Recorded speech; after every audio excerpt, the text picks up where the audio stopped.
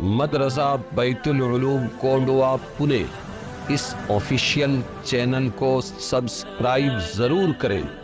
یاد رکھیے، اس سے کسی ایک شخص کو نہیں، پورے مدرسے کو فائدہ ہوگا اور آپ کو اجر عظیم ملے گا۔ سورہ صاد آیت 26 سے لے کر 40 تک۔ اعوذ باللہ من الشیطان الرجیم، بسم اللہ الرحمن الرحیم۔ یا داود انا جعلناک خلیفۃ فی الارض فاحکم بین الناس بالحق ولا تتبع الہوى فیضلک عن سبیل اللہ، ان الذین یضلون عن سبیل اللہ لهم عذاب شدید بما نسوا یوم الحساب۔ حضرت داؤد علیہ السلام کا قصہ چل رہا ہے سورہ صاد میں۔ اے داؤد، ہم نے کیا آپ کو نائب ملک میں۔ کس کا نائب؟ اللہ کا نائب۔ حکومت کس کی؟ ساری دنیا میں اللہ ہی کی ہے۔ نائب بناتا ہے نبیوں کو، نائب کیا ہم نے ملک میں۔ فحکم، تو حکومت کیجئے لوگوں میں انصاف سے۔ کیسے حکومت کرو اے داؤد لوگوں میں؟ بہت مشکل کام، بہت مشکل کام، بہت مشکل کام۔ دنیا میں جتنی حکومتیں اجڑی ہے وہ ظلم کی وجہ سے، انصاف نہیں رہتا، دماغ میں گھس جاتی ہے حکومت۔ تو کیا فرما رہے ہیں کہ آپ انصاف سے حکومت کیجیے اور نہ چل جی کی خواہش پر۔ ولا تتبع الہوا کا ترجمہ کیا ہے؟ آپ مت چلو جی، من کی خواہش پر مت چلو، اللہ کے حکموں پر چلو تو انصاف کی حکومت قائم ہوگی۔ اپنے اپنے مانسا رکھا، یہ اپنے والا ہے، سمجھ میں آیا؟ فل ہو ہاف ہو سب چل جائے گا، اپنا ہے نا، دوسرے کا ہے تو پھنساؤ اس کو۔ تو ظلم کے ساتھ میں کوئی حکومت چلتی نہیں۔ اللہ فرمائے ولا تتبع الہوا، نہ چلیے اپنی خواہش پر۔ فیضلک عن سبیل اللہ، اگر جی کے مطابق چلو گے، نفس کے مطابق چلو گے، پھر وہ تجھ کو بچلا دے اللہ کی راہ میں، تو وہ تجھ کو گمراہ کر دے گا، پھسلا دے گا اللہ کی راہ میں۔ کون؟ نفس۔ اس لیے حکومت کے دو ہی طریقے، منمانی اور رب مانی، رب چاہی۔ ان الذین یضلون عن سبیل اللہ، بے شک مقرر ہے جو لوگ بچلتے ہیں، یضلون عن سبیل اللہ، جو لوگ بچلتے ہیں، پھسلتے ہیں اللہ کے راستے سے، ان کے لیے ہے سخت عذاب۔ کیوں؟ بما نسوا، اس لیے کہ انہوں نے بھلا دیا حساب کا دن، قیامت کا دن حساب ہونے والا ہے، اس کو کیا کر دیا؟ بھلا دیا۔ اور جس کو وہ یاد ہے وہ انصاف پر ہے، جو آخرت کو بھلا دے گا وہ کیا ہو جائے گا؟ ظلم کرے گا۔ داؤد علیہ السلام کو اللہ نے نبوت کے ساتھ حکومت سلطنت بھی عطا فرمائی تھی۔ میری باقاعدہ ایپیسوڈ ہے، محمد تمام انسانوں کے ہیں، اس میں 40 ہے، 40 میں سے لاسٹ کے 10 اسی پر ہے کہ سیاست اور حکومت، سیاست دین اور سیاست دونوں ساتھ ساتھ نبیوں نے کی ہے۔ انبیاء بادشاہ ہوا کرتے تھے، ہم نے کاٹ کے الگ کر دیا امام صاحب خطیب صاحب، امام صاحب خطیب صاحب مولانا صاحب مدرس صاحب تبلیغی صاحب امیر صاحب، یہ سب دین والے صاحب، اور باقی حکومت۔ تو حکومت جب ہم دینداروں نے چھوڑ دی تو پھر جس نے لینا ہے لے لی۔ راجیش پائلٹ نے کہا تھا ایک میٹنگ میں، مولانا علی میاں ندوی بھی تھے دلی میں، سب مولانا لوگوں کی انڈیا پیمانے پر میٹنگ تھی، اس نے کہا مجھے بھی بلاؤ، یہ کام تمہارا تھا۔ سیاست کا کام کس کا تھا؟ جو اللہ کو جانے، مخلوق کے حقوق کو پہچانے، وہی حق ادا کرے گا۔ تم مولانا لوگ پیچھے ہٹ گئے تو ہم جیسے نالائقوں کو آ کے سیاست سنبھالنی پڑی۔ دیکھو داؤد علیہ السلام کو اللہ نے نبوت کے ساتھ حکومت اور سلطنت بھی عطا فرمائی۔ کیا دیا تھا اللہ نے؟ نبی ہے اور حکومت کر رہے ہیں۔ ہاں، تو مجھے کسی نے مکہ میں کہا ارے یہ مولانا لوگوں کا سیاست سے کیا کام؟ میں نے کہا سیاست ہے ہی مولانا لوگوں کا کام۔ حضرت داؤد علیہ السلام کو اللہ تبارک و تعالی نے کیا کیا کہ سلطنت بھی دی، حکومت۔ چنانچہ اس آیت میں حکومت و سیاست کے لیے آپ کو ایک بنیادی ہدایت نامہ عطا کر دیا گیا۔ اس ہدایت نامے میں 3 بنیادی باتیں ذرا غور سے سنو۔ اللہ فرما رہا ہے اے داؤد ہم نے آپ کو زمین میں اپنا خلیفہ بنایا، ایک خلیفہ یعنی نائب۔ نمبر 2، اس حیثیت سے آپ کا بنیادی کام حق کے مطابق فیصلہ کرنا ہے۔ فیصلہ کیسا کرنا؟ ہاں، اور اس کام کے لیے خواہشات نفسانی کی پیروی سے بچنا ایک لازمی شرط کی حیثیت رکھتا ہے۔ جہاں تک خلیفہ بنا، اب سنو، خلیفہ بنانے کا تعلق ہے، ہم نے خلیفہ بنایا، اس کا کیا مطلب ہے؟ اسلامی سیاست کا یہ اصل الاصول واضح ہوتا ہے، اقتدار اعلیٰ اللہ کو حاصل ہے۔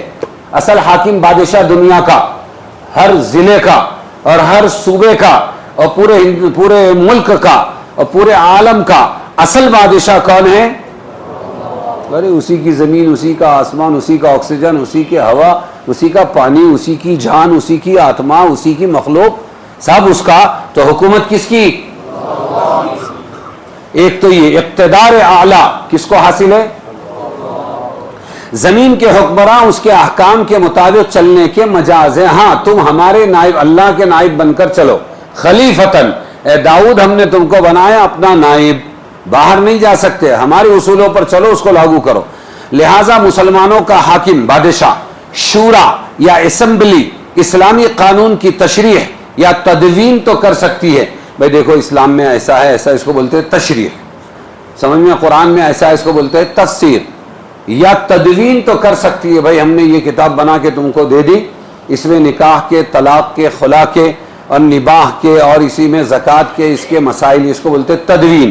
تو تشریح اور تدوین تو کر سکتی ہے، لیکن در حقیقت وہ واضح قانون نہیں، قانون بنانے والے نہیں، نہ بادشاہ، نہ شورا، نہ اسلامی کوئی کمیٹی، یہ قانون بنا نہیں سکتے، بلکہ اللہ کے قانون کو پیش کرنے والے۔ سمجھ میں آیا؟ کیوں خلیفہ کہا داؤد علیہ السلام کو؟ اصل کون حاکم ہے، بادشاہ کون ہے؟ اللہ ہی ہے۔ باقی سب جتنے بھی سب کیا ہیں؟ اس کے نائب خلیفہ، اس کے قانون کو لاگو کریں گے۔ تو اس سے یہ بھی سمجھ میں آیا، زمین اللہ کی، آسمان اللہ کا، تو قانون بھی کس کا؟ پھر جتنے قانون اللہ کی بغاوت میں چل رہے ہیں یہ سب غلط ہے۔ سمجھ میں آیا کہ نہیں؟ اسلامی ریاست کا بنیادی کام اقامت حق ہے۔ جو بھی اسلامی حکومت بنے گی اس کا بنیادی کام کیا ہے؟ کہ حق کو قائم کرنا۔ لیکن بہت سے مسلمانی حکومتیں تو ہے، آپ یہ نہیں کہہ سکتے کہ یہ اسلامی حکومت ہے۔ 50 تک یا 50 سے زیادہ جو دنیا میں اسلامی لیبل کے ساتھ حکومتیں چل رہی ہیں، یہ سب مسلمانی حکومت، یہ اصطلاح آپ کو کوئی نہیں بتائے گا۔ یہ مسلمانی حکومت تو ہے کہ مسلمان لوگ چلا رہے ہیں اس کو، لیکن اسلامی حکومت نہیں ہے۔ کہیں پر کوڑے نہیں ہے، کہیں پر ہاتھ کاٹنا نہیں چور کا، کہیں پر جو ہے رجم کرنا نہیں ہے، کہیں پر واجب القتل وَلَكُمْ فِي الْقِصَاصِ حَيَاتٌ يَا أُولِي الْأَلْبَابِ، وہ نہیں۔ کیوں؟ اس کو حقوق انسانیت کے نام پر ظلم قرار دیا جاتا ہے۔ تو اگر یہ نہیں ہے تو وہ مسلمانی حکومت تو ہے، لیکن اسلامی حکومت، اسلامی حکومت قائم کی تھی ایک ملک نے۔ آدھے گھنٹے کے اندر مقدمہ آتا تھا، جھاڑ کے نیچے قاضی بیٹھتا تھا، کسی بھی گاؤں میں اپنا کھاتا تھا، جو مل گیا اپنی نماز پڑھتا تھا، مسجد اس کا مہمان خانہ تھا۔ سمجھ میں آیا؟ اور آدھے گھنٹے کے اندر فیصلہ کرتا تھا، اس نے چوری کی ہے، ادھر آؤ، البینۃ علی المدعی والیمین علی من انکر۔ بھائی ٹھیک ہے، تم بول رہے چوری کی ہے، لاؤ گواہ، لاؤ گواہ پیش کیا، چلو یہ لو تمہاری چیز، یہ لو اور اس کو سزا دے دو، ہو گیا۔ اگر اس نے بولا میرے پاس گواہ تو نہیں لیکن چوری اس نے کی، تو اس کو بولتے تھے والیمین علی من انکر، چلو سیدھا تم قسم کھاؤ کہ میں نے نہیں کی، قسم سے میں نے چوری نہیں کی، جاؤ گھر کو، ہو گیا ختم۔ نہ فائل ہے، نہ وکیل ہے، نہ جج ہے، نہ کورٹ ہے، نہ عدالت ہے، کچھ نہیں، اللہ کا قانون۔ تو 40 سال تک دو سپر پاوروں نے اس کو ستایا، اور ایک ہی شرط تھی، یہ کہو ہم آج چھوڑ دیتے ہیں تم کو، یہ کہو کہ ہم قرآن اور اسلامی حکومت نافذ نہیں کریں گے، ہم جمہوری حکومت قائم کریں گے۔ انہوں نے کہا نہیں، ہم اسلام کے لیے، ہم اسلام، اور اللہ نے آخر میں سپر کو سور بنا کے دونوں کا منہ کالا کیا 40 سال میں، اور آج الحمدللہ وہاں اسلامی حکومت۔ بات سمجھے کہ نہیں؟ تو حکومتیں کس کے لیے ساری دنیا میں؟ اقامت حق، اقامت دین کے لیے۔ کائے کے لیے؟ کوئی نئے قانون کی کوئی ضرورت نہیں ہے، قانون اللہ کا موجود ہے۔ اسلام چونکہ ایک ابدی دین ہے، اس لیے اس نے سیاست حکمرانی کے لیے ایسے انتظامی جزئیات کی تعین نہیں فرمائی جو حالات اور زمانے کے بدلنے سے قابل تبدیل ہو جائیں۔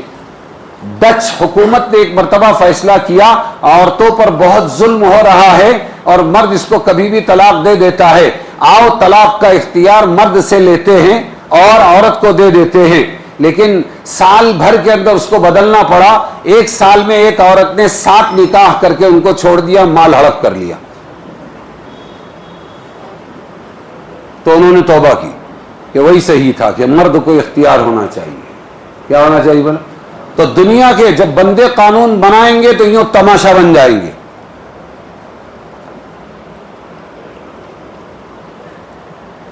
عدلیہ اور انتظامیہ کا رشتہ، عدالت کوٹ کچہری قاضی اور عدالت، اور اسی طرح عدلیہ انتظامیہ سسٹم چلانے والے، پہلے اسلام میں دونوں ایک تھے، چاروں حضور بھی ایک ہی تھے، قاضی بھی حضور تھے اور حاکم بھی حضور تھے مدینہ میں، چاروں خلفاء بھی قاضی بھی تھے اور کیا تھے کہ وہ حاکم بھی تھے۔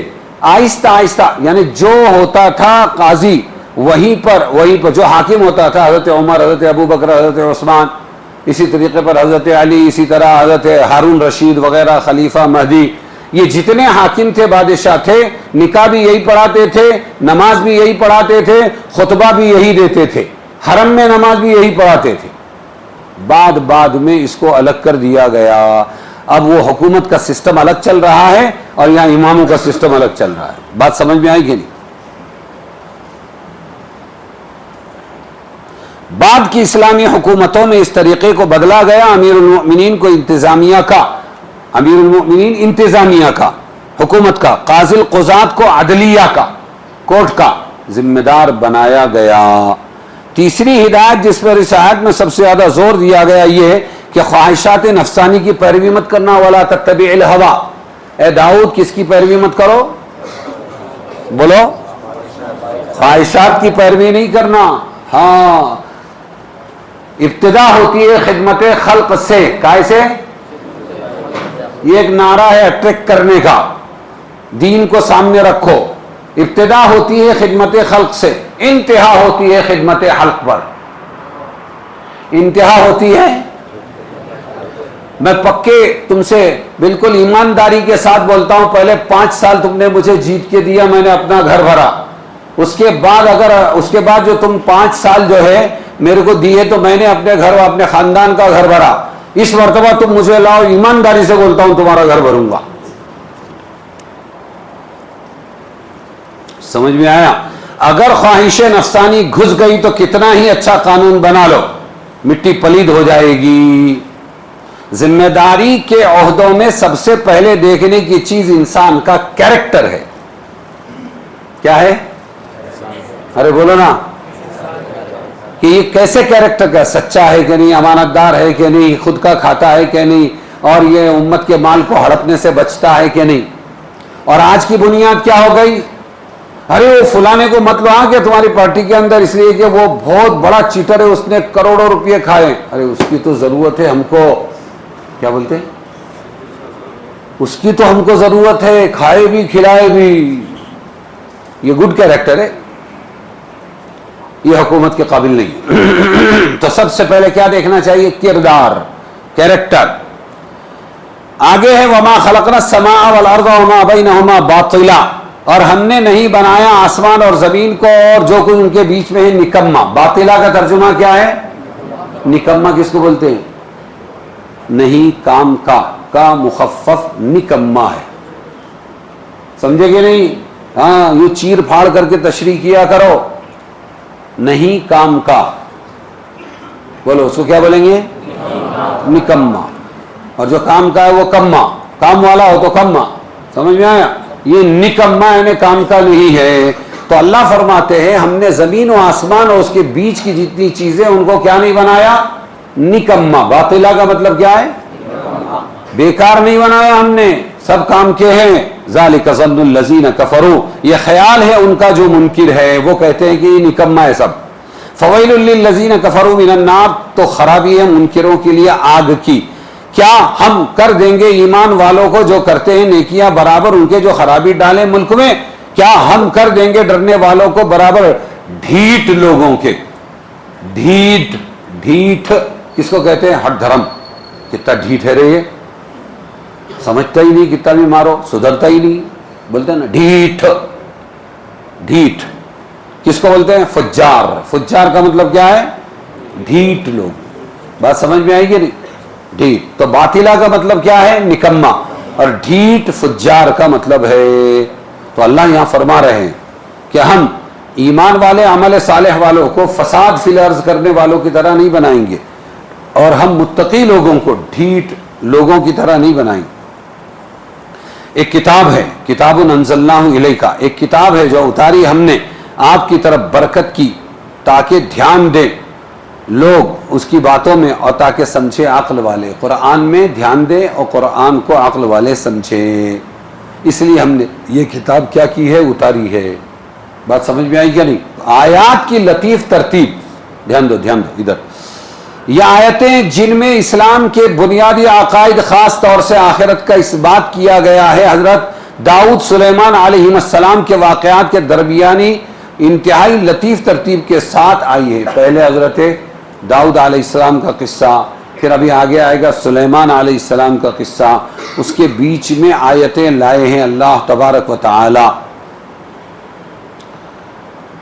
اور کیا کہا؟ یہ ہٹ دھرم ڈھیٹ لوگ ہیں. یہ ایسا کیوں کہا؟ اس سے ایک اصول بتایا کہ آپ دین کی بات کر رہے ہو اور کوئی ہٹ دھرمی پر اتر آیا، جھگڑے پر اتر آیا، کوئی شخص اگر ہٹ دھرمی کی وجہ سے نہ سمجھ رہا ہو تو اب اس سے لڑو بھیڑو مت.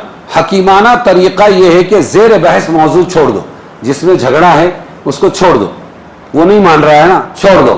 اور پھر اس کے بعد غیر متعلق بات ادھر ادھر کی شروع کرو، تو پھر وہ متوجہ ہوگا. اور جب اس کا ذہن پہلی بات سے ہٹ جائے تو باتوں ہی باتوں میں پھر اپنی پہلی بات پیش کرو. یہ اصول سکھایا گیا. لڑو مت. کیا مت کرو؟ ہاں، یہ عورتوں کی چال ہوتی ہے. وہ ایک بار بوٹ رکھ دے، انگلی رکھ دے نا، پھر ہٹتی نہیں. پہلے اس کا جواب دو. بات سمجھے؟ تو ہم ایسا نہ کریں. ہم کیا کریں کہ ہم بات کرتے کرتے اگر الجھاؤ آ گیا اور حق بات قبول نہ کی جائے تو پھر ہم پیترا بدل لیں گے. اچھا چھوڑو، باقی کیا حال ہے، کیسے چل رہا ہے؟ وہ تم نے گوٹ فارم کھولے تھے، وہ کامیاب ہوا کہ نہیں ہوا؟ ہاں نا یار، وہ پریشان ہو گیا، میں ایسا ہو گیا ویسا ہو گیا. اور ایک بزنس ہے، ہاں سونے چاندی کا، لے کے رکھ لو، بہت پیسہ ملنے والا ہے. پھر سمجھ میں آیا، پھر اپنی حق کی بات ہلو سے لے کے آ جاؤ. یہ اصول سکھایا گیا ہے ان آیتوں میں کہ ایک طرف حضرت داؤد علیہ السلام کا قصہ، ایک طرف حضرت سلیمان علیہ السلام کا قصہ، اور بیچ میں اللہ بیان کر رہے وما خلقنا السماء، ہم نے آسمان و زمین اس کے درمیان کی چیز کو نکما نہیں بنایا. یہ تو کافر لوگ کہتے ہیں اور ان کے لیے آگ کا عذاب ہے. کیا ہم لوگ ایمان والے اعمال صالح والوں کو برابر کر دیں گے خرابی ملک میں خرابی پیدا کرنے والوں کی طرح؟ کیا ہم متقیوں کو کس کے جیسا ڈھیٹ لوگوں کی طرح بنا دیں گے؟ ایسا نہیں ہو سکتا. یہ کتاب ہے جو ہم نے نازل کی ہے تاکہ اس میں غور و فکر کرے اور عقل مند اس کے اندر تدبر کرے. سمجھ میں آیا؟ ام نجعل الذین آمنوا،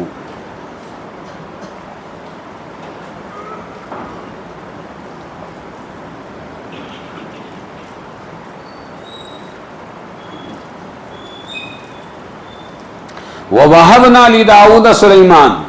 اب آگے ہے اور ہم نے دیا داؤد کو سلیمان. کیا دیا؟ بیٹا دیا، سلیمان علیہ السلام. نعم العبد، بہت خوب بندہ ہے. کیسے سلیمان علیہ السلام؟ انہ اواب، رجوع ہونے والا ہے، اللہ سے بہت معافی مانگنے والے ہیں سلیمان علیہ السلام. اب ایک واقعہ سنا رہے ہیں. اذ عرض علیہ بالعشی الصافنات الجیاد. الصافنات الجیاد گھوڑے بہت خاصے. الصافنات الجیاد گھوڑے بہت، ہاں. تو کہنے لگے جب دکھانے کو لائے سلیمان کے سامنے شام کو گھوڑے بہت خاصے، اچھے اچھے گھوڑے لائے ان کو، وہ بھی بادشاہ تھے. فقال، تو نماز کا وقت نکل گیا. کیا ہو گیا؟ گھوڑے کے معائنے میں نماز کا وقت نکل گیا. تو سلیمان علیہ السلام بولے میں نے دوست رکھا مال کی محبت کو، انی احببت حب الخیر، خیر بولتے ہیں مال کو، عن ذکر ربی، اپنے رب کی یاد سے مال کو میں نے محبوب رکھا، حتی توارت بالحجاب، یہاں تک کہ سورج چھپ گیا پردوں میں، غروب ہو گیا، نماز کا وقت نکل گیا، ردوہا علیہ، لاؤ واپس لاؤ، کیا لاؤ؟ وہ گھوڑے واپس لاؤ، غصے میں گھوڑے واپس منگائے، پھر لاؤ ان کو میرے پاس، فاتفق مسحا بالسوق والاعناق، اور انہوں نے بڑا تلوار چاقو لیا اور پھر لگے جھاڑنے ان کی پنڈلیاں اور گردنیں، ذبح کر دیا سارے اونٹوں کو، اصلی نسل والے اونٹوں کو، اپنا گھوڑوں کو کیا کر دیا؟ ذبح کر دیا۔ کیوں؟ یہ میری عبادت میں رکاوٹ بنے، مجھ سے اس مال نے میرے رب سے مجھ کو دور کر دیا۔ بات سمجھ میں آئی کہ نہیں؟ یہ ہو گیا۔ ان آیتوں میں سلیمان علیہ السلام کا واقعہ ذکر کیا گیا ہے۔ حضرت سلیمان علیہ السلام معائنے میں ایسے مشغول ہو گئے، عصر کا وقت جو نماز پڑھنے کا تھا نکل گیا، اور بعد میں ان کو بہت غصہ آیا، انہوں نے لا کر ان کو ذبح کیا۔ یہ نماز نفلی بھی ہو سکتی ہے، یہ نماز فرض بھی ہو سکتی ہے، اللہ جانے، تفصیل اللہ نے نہیں بتائی ہے۔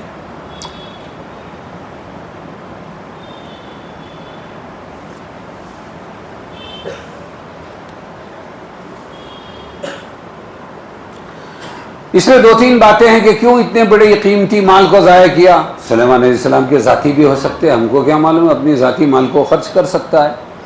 اور کئی صحابہ ایسے ہیں جن سے یہ واقعات ہے۔ حضرت طلحہ رضی اللہ عنہ اپنے باغ میں نماز پڑھ رہے ہیں، اور پرندہ ایسا آیا، پھڑ پھڑایا کہ اس کو نکلنے کی جگہ نہیں ملی، پورا گھنا باغ تھا، پھل لگے ہوئے تھے، اور ذرا سا دھیان ادھر گیا، اللہ کے رسول میں نے یہ پورا باغ وقف کر دیا، مجھے ایسا باغ نہیں چاہیے۔ اپنے مال کو آدمی خرچ کر سکتا ہے۔ اور پھر یہ کہ گھوڑوں کو کاٹا کیوں؟ تو اس زمانے میں گھوڑے کھانا بھی جائز ہو سکتا ہے، کاٹ کے کھلا دیا اللہ کے راستے میں، کوئی بڑی بات نہیں ہے وہ۔ سورج کی واپسی کا قصہ بہت سے لوگ کہتے ہیں کہ سلیمان علیہ السلام کے لیے سورج کو واپس نکالا گیا، اور پھر انہوں نے کیا کیا، اپنی عصر کی نماز پڑھی۔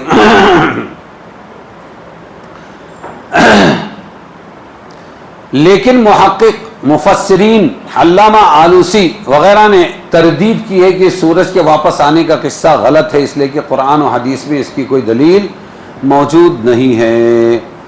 امیر کو بذات خود ریاست کے امور کی نگرانی کرنا چاہیے۔ آج یہ سسٹم ختم ہو گیا تقریباً، لوگ اونٹ پر بیٹھ کر بکریاں چرانا چاہتے ہیں۔ Is possible? امپاسبل۔ اونٹ پر بیٹھ کر جب کوئی ناممکن بات یا مشکل بات کو کہنا ہو تو کہتے ہیں، یہ کہاوت ہے، ضرب المثل ہے، کہ اونٹ پر بیٹھ کر بکریاں چراتا ہے، یعنی بے ڈھنگے پنے سے کام کرتا ہے۔ اب اونٹ شریف ہے ایک دم اونچا، اس کے اوپر حضرت بیٹھے ہوئے ہیں اور ٹگڑی ٹگڑی چل رہے ہیں، اور بکری اتنی چھوٹی نیچے، اور اس کی عادت ہے ادھر گھس ادھر گھس، اس کو بار بار لانا پڑتا ہے، یہ کھیت میں مت جا، ادھر مت جا، چلو ادھر۔ تو بکری کے لیے تو گڈریا، چرواہا بن کر کیا کرنا پڑتا ہے، دھنگر بن کر اس کے ساتھ دوڑنا پڑتا ہے، کھیتوں میں اس کے ساتھ سونا پڑتا ہے، اور جھاڑیوں میں گھسنا پڑتا ہے، اور کانٹوں سے کھیلنا پڑتا ہے، اور پھر وہ اگر مستی کرے تو اس کو ہلکی چپت بھی لگانی پڑتی ہے، گھیر گھار کے لانا پڑتا ہے، اور بھیڑیا شریف سے بھی بچانا پڑتا ہے۔ یہ سب کب ہوگا؟ جب بکریوں کے ساتھ یہ گڈریا کیا ہوگا، یہ بھی بکری بن کر چلے گا۔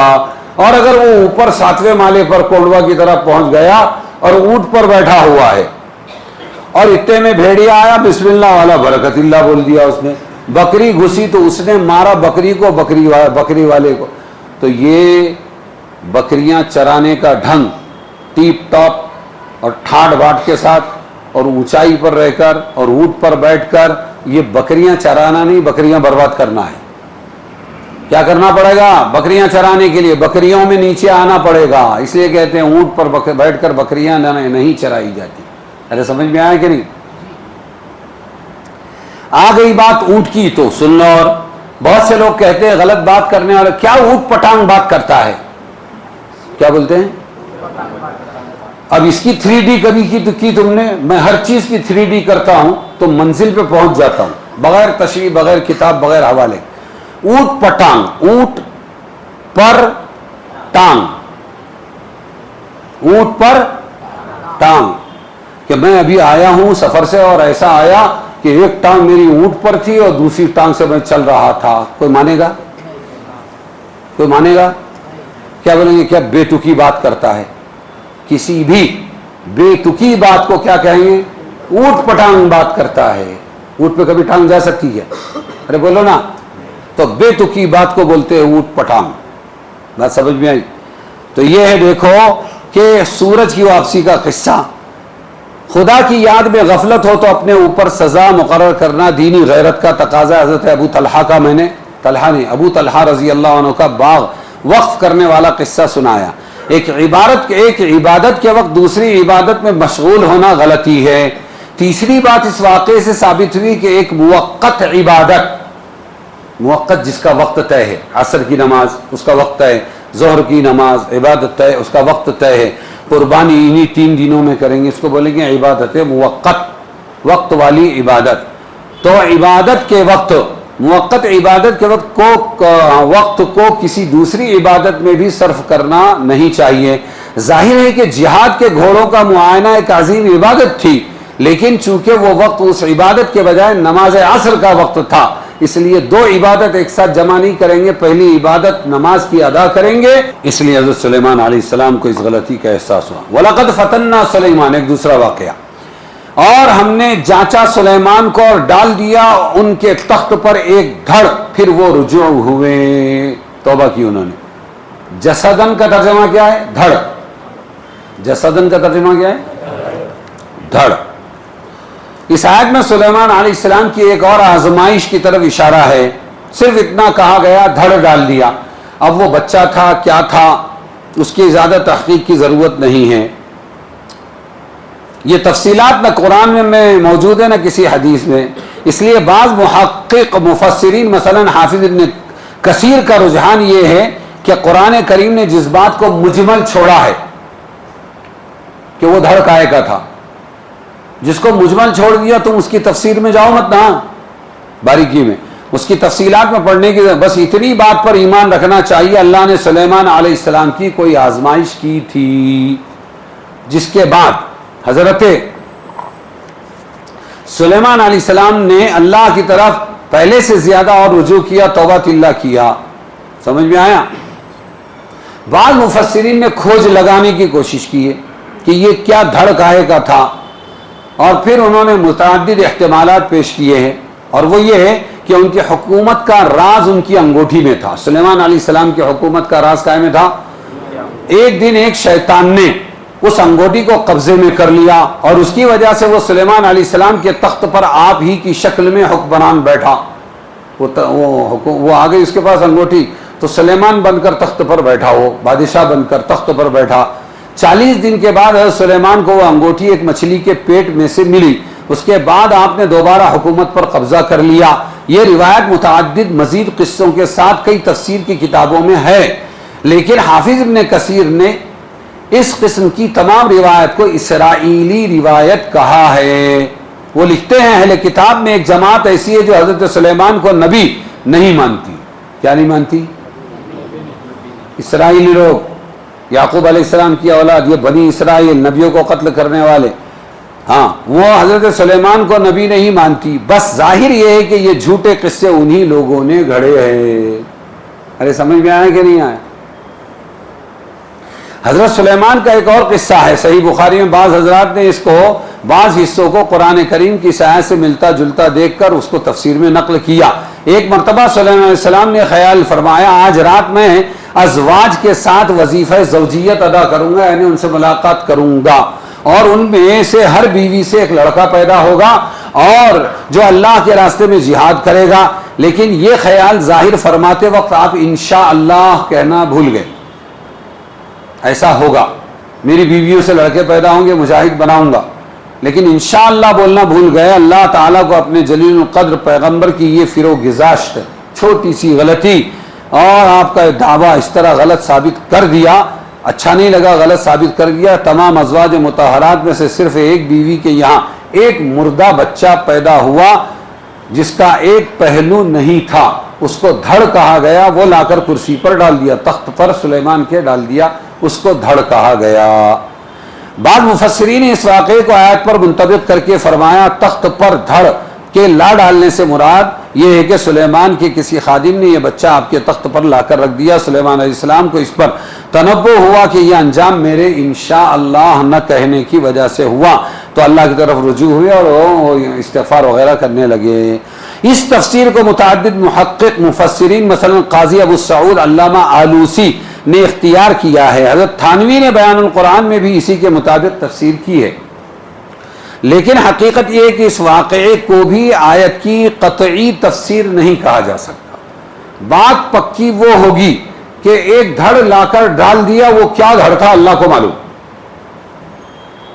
اس لیے کہ یہ واقعہ جتنی روایتوں میں آیا ہے ان میں کہیں اس بات کی کوئی علامت نہیں کہ حضور صلی اللہ علیہ وسلم نے اس کو زیر بحث آیت کی تفسیر میں ذکر فرمایا ہو۔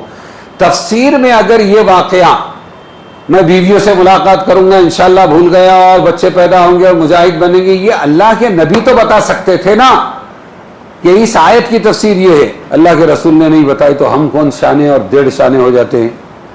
اس لیے وہاں پر ہم مطلقاً یہ کہیں گے بھائی کوئی دھڑ ڈالا اللہ نے، اس کی حقیقت اللہ کو معلوم، آزمائش ہوئی، توبہ کی اللہ نے، پھر پہلے سے زیادہ سلیمان کو نواز دیا۔ بات سمجھے کہ نہیں سمجھے؟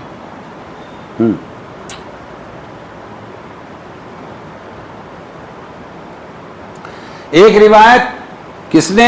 امام رازی نے نقل کی ہے کہ ایک مرتبہ بیمار ہوئے سخت سلیمان علیہ السلام، اس کی وجہ سے بہت کمزوری بڑھ گئی۔ جب تخت پر لا کر بٹھائے گئے تو ایک بے روح جسم معلوم ہوتے تھے، سلیمان خود بے روح ایک دھڑ معلوم ہوتے تھے۔ اس کے بعد اللہ نے ان کو صحت عطا فرمائی، اس وقت انہوں نے اللہ تعالیٰ کی طرف رجوع کر کے شکر بھی ادا کیا، مغفرت بھی طلب کی اور آئندہ کے لیے بے نظیر حکومت مانگ لی۔ رب حب لی ملکا لا ينبغی لأحد من بعدی انک انت الوہاب، اے اللہ ایسی حکومت دے جو بے نظیر ہو، نہ پہلے کسی کو دی نہ بعد میں۔ تو اللہ نے پرندوں پر بھی، جنات پر بھی، سب پر حکومت دے دی ان کو۔ لیکن یہ تفسیر بھی محض قیاسی ہے، یہ سوچ والی تفسیر ہے، قرآن کریم کے الفاظ سے کوئی مناسبت نہیں رکھتی۔ حقیقت یہ ہے کہ زیر بحث جس واقعے کو ذکر کیا ہے اس کی یقینی تفصیلات معلوم کرنے کا ہمارے پاس کوئی ذریعہ نہیں اور نہ ہم کو اس کا مکلف بنایا گیا ہے، لہٰذا اتنی بار پر ایمان رکھنا چاہیے۔ سلیمان علیہ السلام کی کوئی آزمائش تھی جس کے بعد ان میں انابت یعنی اللہ کی طرف رجوع ہونا، وہ جذبہ پیدا ہوا، استغفار کیا، اور قرآن کریم کا اصل مقصد تمام انسانوں کو اس بات کی دعوت دینا ہے کہ وہ کسی مصیبت یا آزمائش میں مبتلا ہوں تو انہیں حضرت سلیمان کی طرح پہلے سے زیادہ اللہ کی اور نیکی بڑھا دینا چاہیے۔ اور پھر اس کے بعد دعا مانگی سلیمان علیہ السلام نے، لو اللہ کیسا نوازنے والا ہے، اللہ بخش بھی دیتا ہے، پھر اور مانگو تو اور دیتا ہے۔ قال رب اغفر لی وہب لی، بولے سلیمان اے رب میرے معاف کر مجھے اور بخش مجھ کو، وہ بادشاہی کے مناسب نہ ہو کسی کو میرے پیچھے، بے شک تو ہے سب کچھ بخشنے والا، ایسی حکومت دے میرے سے پہلے میرے بعد کسی کو نہ دے، انک انت الوہاب۔ تو اللہ کیا فرماتے، کیا دیا؟ ہوا دی۔ دیکھو پھر ہم نے تابع کر دیا اس کے ہوا کو، کس کو تابع کر دیا؟ ہوا کو، چلتی تھی ان کے حکم سے نرم نرم۔ رخاءً کا مطلب کیا ہے؟ بولو بولو، رخاءً کا مطلب کیا ہے؟ چلتی تھی ان کے حکم سے نرم نرم۔ ہاں، جہاں پہنچنا چاہتے تھے سلیمان علیہ السلام، جہاں جانا چاہتے تھے وہ نرم نرم ہوا لے کے چلتی تھی۔ 1,00,000 کرسیوں والا ان کا ہوائی جہاز تھا، اس کو کون چلاتا تھا؟ بولو، ارے بولو نا، ہاں ہوائیں چلاتی تھی۔ اچھا آج کے ہوائی جہاز کو کون چلاتا ہے؟ بولو، ہوائیں۔ آج کے ہوائی جہاز کو کون چلاتا ہے؟ کہ پانی میں چلتا ہے ہوائی جہاز، نام ہی جو اس کا ہوائی جہاز، وہ پانی کا جہاز۔ تو چلتی تو ہوا، چلتا تو ہے جہاز ہوا پر، لیکن پیٹرول جب تک نہیں خرچ کرو گے تب تک کہ تمہارا جہاز نہیں چلے گا۔ یہ فرق تم میں اور سلیمان میں ہے۔ اللہ چاہے تو with petrol, by petrol, via petrol ہوائی جہاز کو ہوا پر اڑائے، اور چاہے تو سلیمان کے لیے بغیر پیٹرول کے ہوا پہ ڈائریکٹ اڑائے۔ ارے سمجھے کہ نہیں؟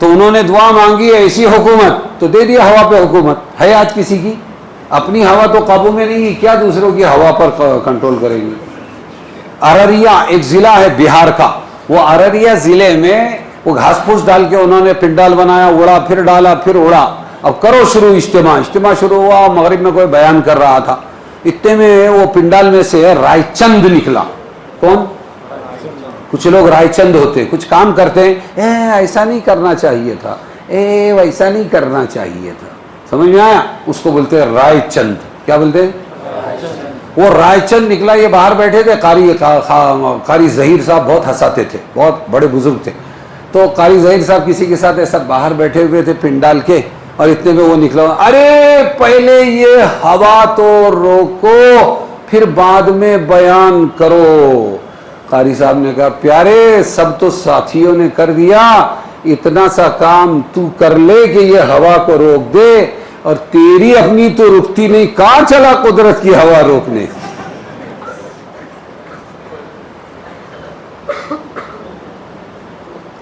سمجھ میں آیا تو یہ ہوا تابع کر دی بیامرہی ان کے حکم سے ہوا نرم نرم چلتی جہاں پہنچنا چاہتے سلیمان والشیاطین اور حکومت میں کیا دیا دعا پر والشیاطین اور تابع کیے شیطان